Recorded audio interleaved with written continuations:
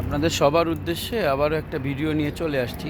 আজকে আমি দেখাচ্ছি এই যে একটা সাজনার ডাল। এটা কিন্তু আপনি বাড়ির একটু রৌদ্রময় শুকনা জায়গায় আপনি বুনে দিতে পারেন, হ্যাঁ।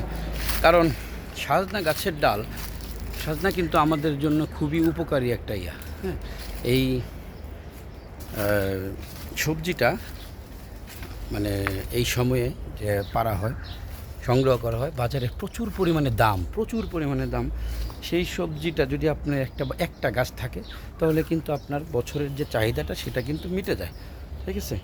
সো আমি এই কারণেই ভিডিওটা আসলে তৈরি করছি, যেটা আপনারা দেখতেছেন। আমি আসলে আমার বাগানে চলে আসছি আজকে, এই কারণেই আপনাকে ভিডিওটা তৈরি করেছি। যাটা হলো আপনারা যাতে একটা করে সাজনা গাছ কিন্তু প্রতি বছর কেটে ফেলতে হয়। সেজন্য এই গাছটাকে আপনারা যদি একটা বপন করে দেন, তাহলে কিন্তু হয়।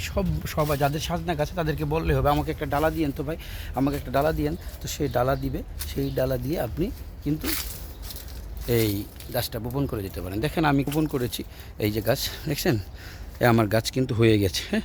ওইখানে আরেকটা লাগিয়েছি, ওইখানে আরেকটা লাগিয়েছি। যেটা নতুন লাগিয়েছি, সপ্তাহ 2-1 সময় লাগে, 1 সপ্তাহ 2 সপ্তাহ পরে কিন্তু সাজনা গাছের ডাল কিন্তু গাছে পরিণত হয়ে যায়। তো আমার ভিডিওটা যদি ভালো লাগে, তবে অবশ্যই লাইক শেয়ার করবেন। খোদা হাফেজ।